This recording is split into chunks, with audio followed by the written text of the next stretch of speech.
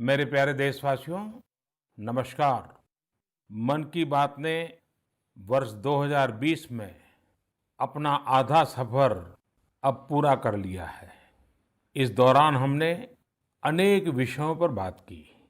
स्वाभाविक है कि जो वैश्विक महामारी आई, मानव जाति पर जो संकट आया, उस पर हमारी बातचीत कुछ ज्यादा ही रही।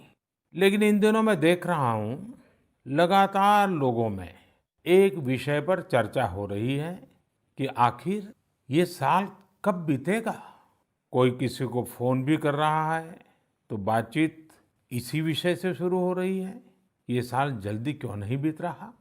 कोई लिख रहा है, दोस्तों से बात कर रहा है, कह रहा है कि ये साल अच्छा नहीं है।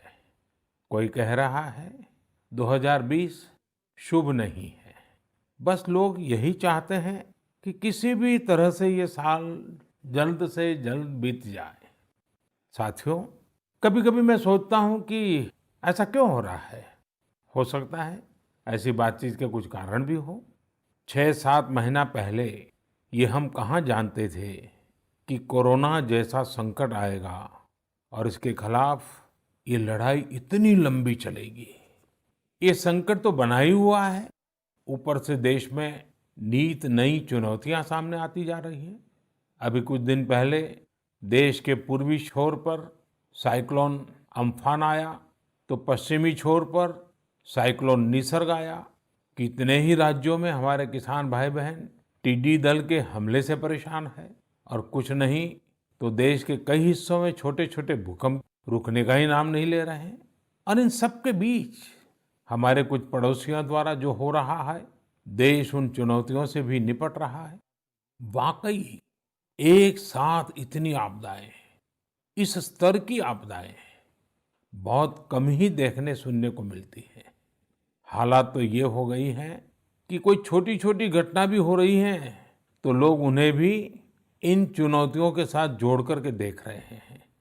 साथियों, मुश्किलें आती है, संकट आते हैं, लेकिन सवाल यही है कि क्या इन आपदाओं की वजह से हमें साल 2020 को खराब मान लेना चाहिए।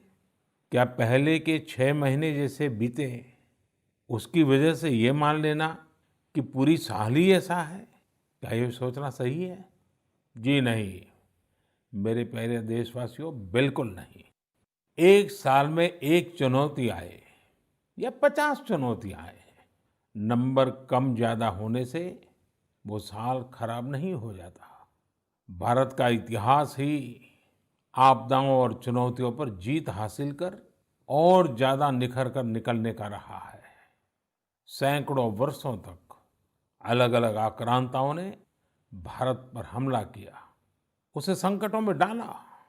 लोगों को लगता था कि भारत की संरचना ही नष्ट हो जाएगी, भारत की संस्कृति ही समाप्त हो जाएगी। लेकिन इन संकटों से भारत और भी भव्य होकर सामने आया। साथियों, हमारे यहाँ कहा जाता है, सृजन शाश्वत है, सृजन निरंतर है। मुझे एक गीत की कुछ पंक्तियां याद आ रही हैं। यह कल कल छल छल बहती, क्या कहती गंगा धारा। यह कल कल छल छल बहती, क्या कहती गंगा धारा। युग युग से बहता आता, यह पुण्य प्रवाह हमारा। उसी गीत में आगे आता है, क्या उसको रोक सकेंगे, मिटने वाले मिट जाएं। कंकड़ पत्थर की हस्ती, कंकड़ पत्थर की हस्ती, क्या बाधा बनकर आए। भारत में भी जहां एक तरफ बड़े बड़े संकट आते गए, वहीं सभी बाधाओं को दूर करते हुए अनेकों अनेक सृजन भी हुए। नए साहित्य रचे गए, नए अनुसंधान हुए, नए सिद्धांत गढ़े गए। यानी संकट के दौरान भी हर क्षेत्र में सृजन की प्रक्रिया जारी रही और हमारी संस्कृति पुष्पित पल्लवित होती रही। देश आगे बढ़ता ही रहा। भारत ने हमेशा संकटों को सफलता की सीढ़ियों में परिवर्तित किया है। इसी भावना के साथ हमें आज भी इन सारे संकटों के बीच आगे बढ़ते ही रहना है। आप भी इसी विचार से आगे बढ़ेंगे, 130 करोड़ देशवासी आगे बढ़ेंगे, तो यही साल देश के लिए नए कीर्तिमान बनाने वाला साल साबित होगा। इसी साल में देश नए लक्ष्य प्राप्त करेगा, नई उड़ान भरेगा, नई ऊंचाइयों को छुएगा। मुझे पूरा विश्वास 130 करोड़ देशवासियों की शक्ति पर है, आप सब पर है, इस देश की महान परंपरा पर है। मेरे प्यारे देशवासियों, संकट चाहे जितना भी बड़ा हो, भारत के संस्कार निस्वार्थ भाव से सेवा की प्रेरणा देते हैं।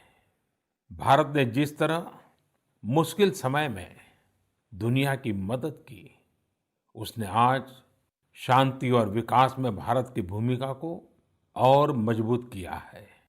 दुनिया ने इस दौरान भारत की विश्व बंधुत्व की भावना को भी महसूस किया है और इसके साथ ही दुनिया ने अपनी संप्रभुता और सीमाओं की रक्षा करने के लिए भारत की ताकत और भारत के कमिटमेंट को भी देखा है।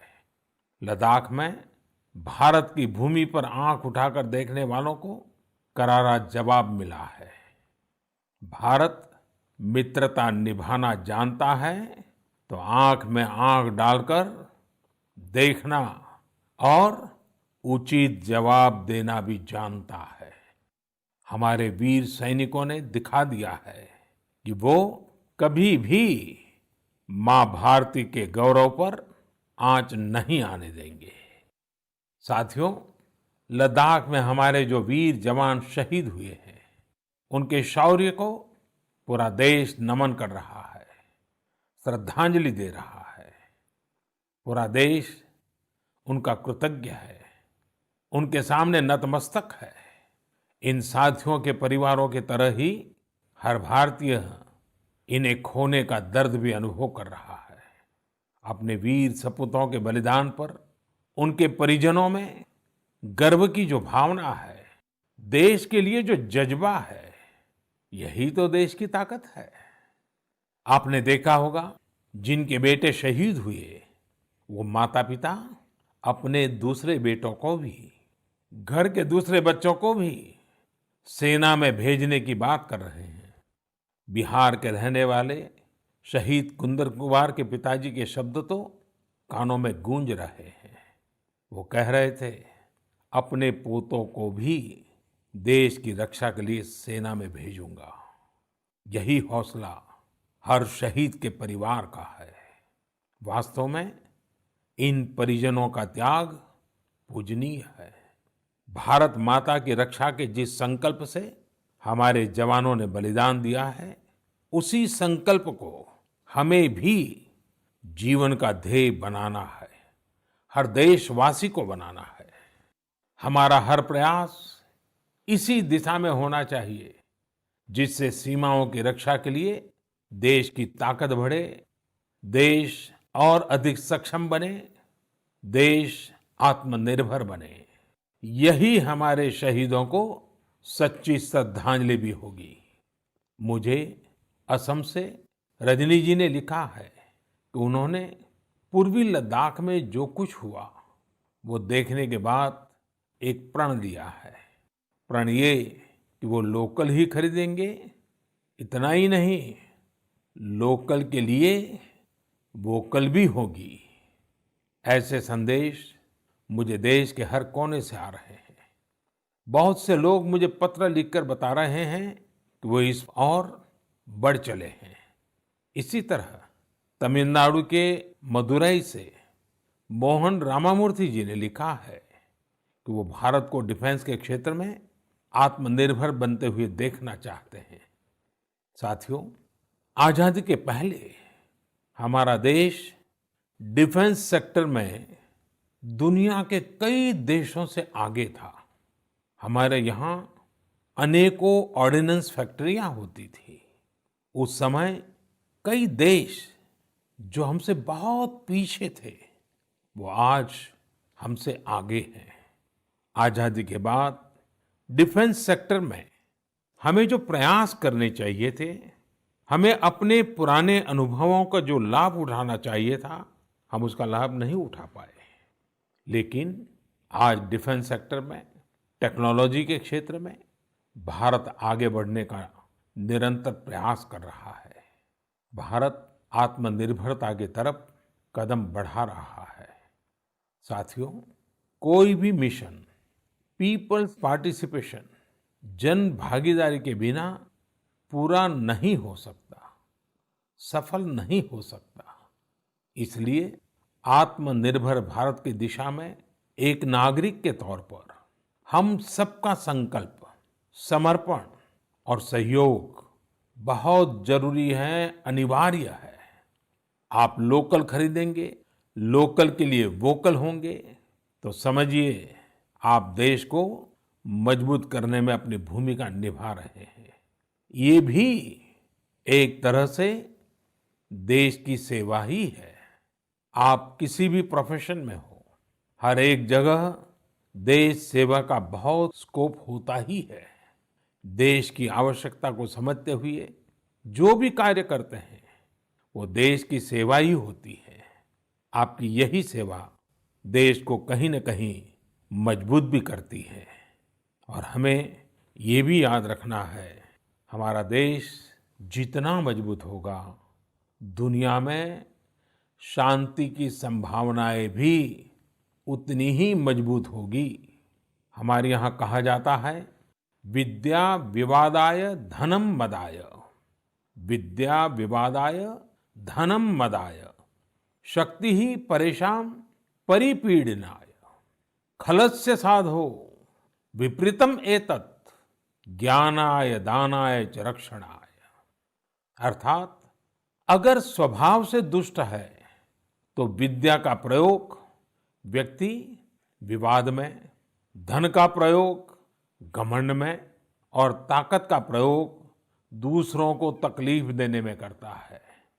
लेकिन सज्जन की विद्या ज्ञान के लिए, धन मदद के लिए और ताकत रक्षा करने के लिए इस्तेमाल होती है। भारत ने अपनी ताकत हमेशा इसी भावना के साथ इस्तेमाल की है। भारत का संकल्प है भारत के स्वाभिमान और संप्रभुता की रक्षा। भारत का लक्ष्य है आत्मनिर्भर भारत। भारत की परंपरा है भरोसा, मित्रता। भारत का भाव है बंधुता। हम इन्हीं आदर्शों के साथ आगे बढ़ते रहेंगे। मेरे प्यारे देशवासियों, कोरोना के संकट काल में देश लॉकडाउन से बाहर निकल आया है। अब हम अनलॉक के दौर में हैं। अनलॉक के इस समय में दो बातों पर बहुत फोकस करना है: कोरोना को हराना और अर्थव्यवस्था को मजबूत बनाना, उसे ताकत देना। साथियों, लॉकडाउन से ज्यादा सतर्कता हमें अनलॉक के दौरान बरतनी है। आपकी सतर्कता ही आपको कोरोना से बचाएगी। इस बात को हमेशा याद रखिए कि अगर आप मास्क नहीं पहनते हैं, 2 गज की दूरी का पालन नहीं करते हैं या फिर दूसरी जरूरी सावधानियां नहीं बरतते हैं, तो आप अपने साथ साथ दूसरों को भी जोखिम में डाल रहे हैं। खास तौर पर घर के बच्चों और बुजुर्गों को। इसीलिए सभी देशवासियों से मेरा निवेदन है, और ये निवेदन मैं बार बार करता हूँ, और मेरा निवेदन है कि आप लापरवाही मत बरतिए। अपना भी ख्याल रखिए और दूसरों का भी। साथियों, अनलॉक के दौर में बहुत सी ऐसी चीजें भी अनलॉक हो रही हैं जिनमें भारत दशकों से बंधा हुआ था। वर्षों से हमारा माइनिंग सेक्टर लॉकडाउन में था। कॉमर्शियल ऑक्शन को मंजूरी देने के एक निर्णय ने स्थिति को पूरी तरह से बदल दिया है। कुछ ही दिन पहले स्पेस सेक्टर में ऐतिहासिक सुधार किए गए। उन सुधारों के जरिए वर्षों से लॉकडाउन में जकड़े इस सेक्टर को आजादी मिली। इससे आत्मनिर्भर भारत के अभियान को न केवल गति मिलेगी, बल्कि देश टेक्नोलॉजी में भी एडवांस बनेगा। अपने कृषि क्षेत्र को देखें तो इस सेक्टर में भी बहुत सारी चीजें दशकों से लॉकडाउन में फंसी थी। इस सेक्टर को भी अब अनलॉक कर दिया गया है। इससे जहां एक तरफ किसानों को अपनी फसल कहीं पर भी किसी को भी बेचने की आजादी मिली है, वहीं दूसरी तरफ उन्हें अधिक ऋण मिलना भी सुनिश्चित हुआ है। ऐसे अनेक क्षेत्र हैं जहां हमारा देश इन सब संकटों के बीच ऐतिहासिक निर्णय लेकर विकास के नए रास्ते खोल रहा है। मेरे प्यारे देशवासियों, हर महीने हम ऐसी खबरें पढ़ते और देखते हैं जो हमें भावुक कर देती है। यह हमें इस बात का स्मरण कराती है कि कैसे हर भारतीय एक दूसरे की मदद के लिए तत्पर है। वह जो कुछ भी कर सकता है उसे करने में जुटा है। अरुणाचल प्रदेश की एक ऐसी ही प्रेरक कहानी मुझे मीडिया में पढ़ने को मिली। यहाँ सियांग जिले के मिरेम गांव ने वो अनोखा कार्य कर दिखाया जो समूचे भारत के लिए एक मिसाल बन गया है। इस गांव के कई लोग बाहर रहकर नौकरी करते हैं। गांव वालों ने देखा कि कोरोना महामारी के समय ये सभी अपने गांव की ओर लौट रहे हैं। ऐसे में गांव वालों ने पहले से ही गांव के बाहर क्वारंटीन का इंतजाम करने का फैसला किया। उन्होंने आपस में मिलकर गांव से कुछ ही दूरी पर 14 अस्थायी झोपड़ियां बना दी और ये तय किया कि जब गांव वाले लौटकर आएंगे तो उन्हें इन्हीं झोपड़ियों में कुछ दिन क्वारंटीन में रखा जाएगा। उन झोपड़ियों में शौचालय, बिजली, पानी समेत दैनिक जरूरत की हर तरह की सुविधा उपलब्ध कराई गई। जाहिर है, मिरेम गांव के लोगों के इस सामूहिक प्रयास और जागरूकता ने सबका ध्यान अपनी ओर आकर्षित कर लिया। साथियों, हमारे यहाँ कहा जाता है, स्वभावम न जहाति एव साधुः आपद्गतोऽपि सन् कर्पूरः पावक स्पृष्टः सौरभम लभते तराम। अर्थात जैसे कपूर आग में तपने पर भी अपनी सुगंध नहीं छोड़ता, वैसे ही अच्छे लोग आपदा में भी अपने गुण, अपना स्वभाव नहीं छोड़ते।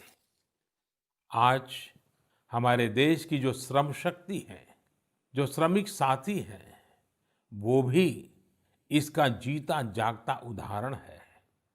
आप देखिए, इन दिनों हमारे प्रवासी श्रमिकों की ऐसी कितनी ही कहानियां आ रही हैं जो पूरे देश को प्रेरणा दे रही है।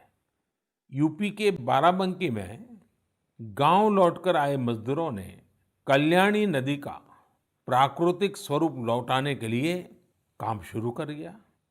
नदी का उद्धार होता देख आसपास के किसान, आसपास के लोग भी उत्साहित हैं। गांव में आने के बाद क्वारंटीन सेंटर में रहते हुए, आइसोलेशन सेंटर में रहते हुए हमारे श्रमिक साथियों ने जिस तरह अपने कौशल्य का इस्तेमाल करते हुए अपने आसपास की स्थितियों को बदला है, वो अद्भुत है। लेकिन साथियों, ऐसे कितने ही किस्से, कहानियां देश के लाखों गांवों के हैं जो हम तक नहीं पहुंच पाए हैं। जैसा हमारे देश का स्वभाव है, मुझे विश्वास है साथियों कि आपके गांव में भी, आपके आसपास भी ऐसी अनेक घटनाएं घटी होगी।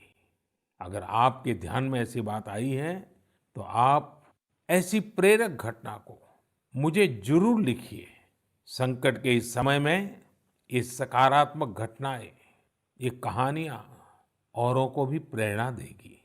मेरे प्यारे देशवासियों, कोरोना वायरस ने निश्चित रूप से हमारे जीवन जीने के तरीकों में बदलाव ला दिया है। मैं लंदन से प्रकाशित फाइनेंशियल टाइम्स में एक बहुत ही दिलचस्प लेख पढ़ रहा था। इसमें लिखा था कि कोरोना काल के दौरान अदरक, हल्दी समेत दूसरे मसालों की मांग एशिया के अलावा अमेरिका तक में भी बढ़ गई है। पूरी दुनिया का ध्यान इस समय अपनी इम्यूनिटी बढ़ाने पर है और इम्यूनिटी बढ़ाने वाली इन चीजों का संबंध हमारे देश से है। हमें इनकी खासियत विश्व के लोगों को ऐसी सहज और सरल भाषा में बतानी चाहिए जिससे वे आसानी से समझ सकें और हम एक हेल्थियर प्लेनेट बनाने में अपना योगदान दे सकें। मेरे प्यारे देशवासियों, कोरोना जैसा संकट नहीं आया होता तो शायद जीवन क्या है, जीवन क्यों है, जीवन कैसा है, हमें शायद ये याद ही नहीं आता। कई लोग इसी वजह से मानसिक तनाव में जीते रहे हैं। तो दूसरी ओर लोगों ने मुझे ये भी शेयर किया है कि कैसे लॉकडाउन के दौरान खुशियों के छोटे छोटे पहलू भी उन्होंने जीवन में रीडिस्कवर किए हैं। कई लोगों ने मुझे पारंपरिक इंडोर गेम्स खेलने और पूरे परिवार के साथ उसका आनंद लेने के अनुभव भेजे हैं। साथियों, हमारे देश में पारंपरिक खेलों की बहुत समृद्ध विरासत रही है। जैसे आपने एक खेल का नाम सुना होगा, पचीसी। यह खेल तमिलनाडु में पल्लानुंगली, कर्नाटक में अली गुली मणे और आंध्र प्रदेश में वामन गुंटलू के नाम से खेला जाता है। ये एक प्रकार का स्ट्रेटेजी गेम है जिसमें एक बोर्ड का उपयोग किया जाता है। इसमें कई खांचे होते हैं जिनमें मौजूद गोली या बीज को खिलाड़ियों को पकड़ना होता है। कहा जाता है कि यह गेम दक्षिण भारत से दक्षिण पूर्व एशिया और फिर दुनिया में फैला है। साथियों, आज हर बच्चा सांप सीढ़ी के खेल के बारे में जानता है, लेकिन क्या आपको पता है कि यह भी एक भारतीय पारंपरिक गेम का ही रूप है जिसे मोक्ष पाटम या परम पदम कहा जाता है। हमारे यहाँ का एक और पारंपरिक गेम रहा है गुट्टा। बड़े भी गुट्टे खेलते हैं और बच्चे भी। बस एक ही साइज के 5 छोटे पत्थर उठाएं और आप गुट्टे खेलने के लिए तैयार। एक पत्थर हवा में उछालिए और जब तक वो पत्थर हवा में हो आपको जमीन पर रखे बाकी पत्थर उठाने होते हैं। आम तौर पर हमारे यहाँ इंडोर खेलों में कोई बड़े साधनों की जरूरत नहीं होती है। कोई एक चौक या पत्थर ले आता है, उसे जमीन पर ही कुछ लकीरें खींच देता है और फिर खेल शुरू हो जाता है। जिन खेलों में डाइस की जरूरत पड़ती है, कौड़ियों से या इमली के बीज से भी काम चल जाता है। साथियों, मुझे मालूम है आज जब मैं ये बात कर रहा हूँ कितने ही लोग अपने बचपन में लौट गए होंगे, कितनों को ही अपने बचपन के दिन याद आ गए होंगे। मैं यही कहूँगा कि उन दिनों को आप भूले क्यों है, उन खेलों को आप भूले क्यों है। मेरा घर के नाना नानी, दादा दादी, घर के बुजुर्गों से आग्रह है कि नई पीढ़ी में ये खेल आप अगर ट्रांसफर नहीं करेंगे तो कौन करेगा। जब ऑनलाइन पढ़ाई की बात आ रही है तो बैलेंस बनाने के लिए ऑनलाइन खेल से मुक्ति पाने के लिए भी हमें ऐसे करना ही होगा। हमारी युवा पीढ़ी के लिए भी, हमारे स्टार्टअप्स के लिए भी यहाँ एक नया अवसर है और मजबूत अवसर है। हम भारत के पारंपरिक इंडोर गेम्स को नए और आकर्षक रूप में प्रस्तुत करें। उनसे जुड़ी चीजों को जुटाने वाले, सप्लाई करने वाले स्टार्टअप्स बहुत पॉपुलर हो जाएंगे। और हमें ये भी याद रखना है, हमारे भारतीय खेल भी तो लोकल है और हम लोकल के लिए वोकल होने का प्रण पहले ही ले चुके हैं। और मेरे बाल सखा मित्रों, हर घर के बच्चों से, मेरे नन्हे साथियों से भी आज मैं एक विशेष आग्रह करता हूँ। बच्चे, आप मेरा आग्रह मानेंगे ना? देखिए, मेरा आग्रह है कि मैं जो कहता हूँ आप जरूर करिए। एक काम करिए, जब थोड़ा समय मिले तो माता पिता से पूछकर मोबाइल उठाइए और अपने दादा दादी, नाना नानी या घर में जो भी बुजुर्ग हैं उनका इंटरव्यू रिकॉर्ड कीजिए, अपने मोबाइल फोन में रिकॉर्ड करिए। जैसे आपने टीवी पर देखा होगा ना, कैसे पत्रकार इंटरव्यू करते हैं, बस वैसा ही इंटरव्यू आप कीजिए। और आप उनसे सवाल क्या करेंगे? मैं आपको सुझाव देता हूँ। आप उनसे ज़रूर पूछिए कि वो बचपन में उनका रहन-सहन कैसा था? वो कौन से खेल खेलते थे? कभी नाटक देखने जाते थे, सिनेमा देखने जाते थे, कभी छुट्टियों में मामा के घर जाते थे, कभी खेत खलिहान में जाते थे, त्योहार कैसे मनाते थे? बहुत सी बातें आप उनको पूछ सकते हैं। उनको भी 40-50 साल, 60 साल पुरानी अपनी ज़िंदगी में जाना बहुत आनंद देगा। और आपके लिए 40-50 साल पहले का हिंदुस्तान कैसा था? आप जहाँ रहते हैं वो इलाका कैसा था? वहाँ परिसर कैसा था? लोगों के तौर तरीके क्या थे? सब चीज़ें बहुत आसानी से आपको सीखने को मिलेगी, जानने को मिलेगी। और आप देखिए आपको बहुत मज़ा आएगा। और परिवार के लिए एक बहुत ही अमूल्य खजाना, एक अच्छा वीडियो एल्बम भी बन जाएगा। साथियों, ये सत्य है कि आत्मकथा या जीवनी, ऑटोबायोग्राफी या बायोग्राफी, इतिहास की सच्चाई के निकट जाने के लिए बहुत ही उपयोगी माध्यम होती है। आप भी अपने बड़े बुजुर्गों से बातें करेंगे तो उनके समय की बातों को, उनके बचपन, उनके युवा काल की बातों को और आसानी से समझ पाएंगे।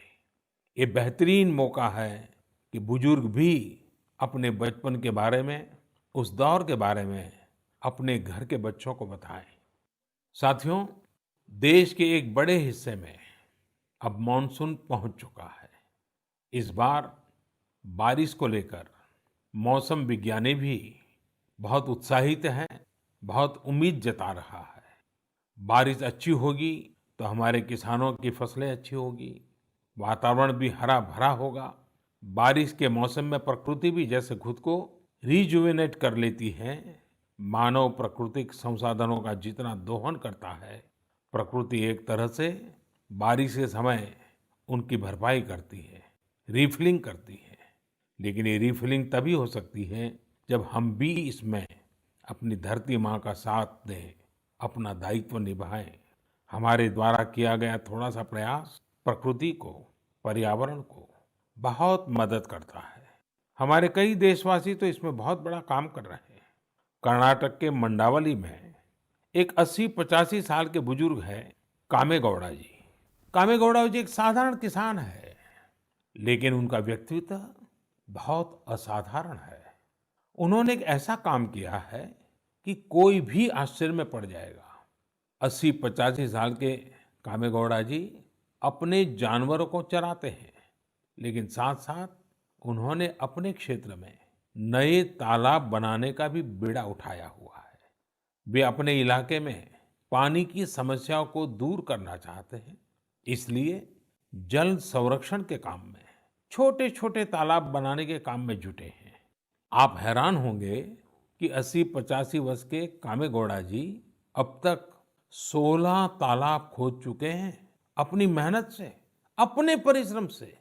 हो सकता है कि जो तालाब उन्होंने बनाए वो बहुत बड़े न हो, लेकिन उनका ये प्रयास बहुत बड़ा है। आज पूरे इलाके को इन तालाबों से एक नया जीवन मिला है। साथियों, गुजरात के वडोदरा का भी एक उदाहरण बहुत प्रेरक है। यहाँ जिला प्रशासन और स्थानीय लोगों ने मिलकर एक दिलचस्प मुहिम चलाई। इस मुहिम की वजह से आज वडोदरा में 1000 स्कूलों में रेन वाटर हार्वेस्टिंग होने लगी है। एक अनुमान है कि इस वजह से हर साल औसतन करीब 10 करोड़ लीटर पानी बेकार बह जाने से बचाया जा रहा है। साथियों, इस बरसात में प्रकृति की रक्षा के लिए, पर्यावरण की रक्षा के लिए हमें भी कुछ इसी तरह सोचने की, कुछ करने की पहल करनी चाहिए। जैसे कई स्थानों पर गणेश चतुर्थी को लेकर तैयारियां शुरू होने जा रही होगी। क्या इस बार हम प्रयास कर सकते हैं कि इको फ्रेंडली गणेश जी की प्रतिमाएं बनाएंगे और उन्हीं का पूजन करेंगे? क्या हम ऐसी प्रतिमाओं के पूजन से बच सकते हैं जो नदी तालाबों में विसर्जित किए जाने के बाद जल के लिए, जल में रहने वाले जीव जंतुओं के लिए संकट बन जाती है। मुझे विश्वास है आप ऐसा जरूर करेंगे। और इन सब बातों के बीच हमें ये भी ध्यान रखना है कि मानसून के सीजन में कई बीमारियां भी आती हैं।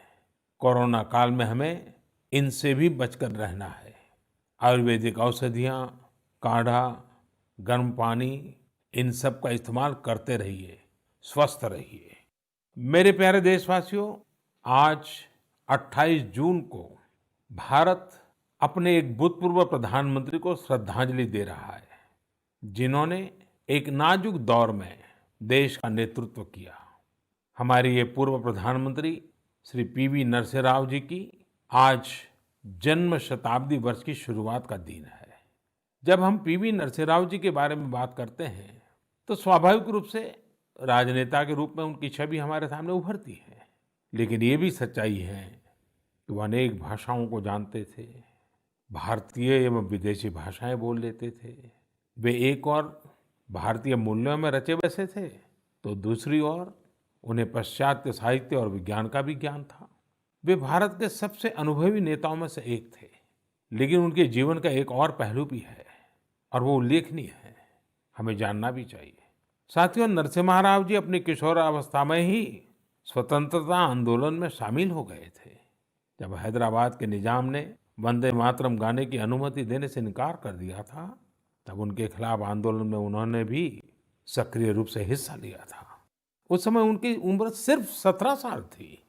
छोटी उम्र से ही श्रीमान नरसिम्हा राव अन्याय के खिलाफ आवाज उठाने में आगे थे। अपनी आवाज बुलंद करने में कोई कोर कसर बाकी नहीं छोड़ते थे। नरसिम्हा राव जी इतिहास को भी बहुत अच्छी तरह समझते थे। बहुत ही साधारण पृष्ठभूमि से उठकर उनका आगे बढ़ना, शिक्षा पर उनका जोर, सीखने की उनकी प्रवृत्ति और इन सब के साथ उनकी नेतृत्व क्षमता, सब कुछ स्मरणीय है। मेरा आग्रह है कि नरसिम्हा राव जी के जन्म शताब्दी वर्ष में हम सभी लोग उनके जीवन और विचारों के बारे में ज्यादा से ज्यादा जानने का प्रयास करें। मैं एक बार फिर उन्हें अपनी श्रद्धांजलि अर्पित करता हूँ। मेरे प्यारे देशवासियों, इस बार मन की बात में कई विषयों पर बात हुई। अगली बार जब हम मिलेंगे तो कुछ और नए विषयों पर बात होगी। आप अपने संदेश, अपने इनोवेटिव आइडियाज मुझे जरूर भेजते रहिए। हम सब मिलकर आगे बढ़ेंगे और आने वाले दिन और भी सकारात्मक होंगे। जैसा कि मैंने आज शुरू में कहा, हम इसी साल यानी 2020 में ही बेहतर करेंगे, आगे बढ़ेंगे और देश भी नई ऊंचाइयों को छुएगा। मुझे भरोसा है कि 2020 भारत को इस दशक में एक नई दिशा देने वाला वर्ष साबित होगा। इसी भरोसे को लेकर आप भी आगे बढ़िए, स्वस्थ रहिए, सकारात्मक रहिए। इन्हीं शुभकामनाओं के साथ आप सभी का बहुत बहुत धन्यवाद। नमस्कार।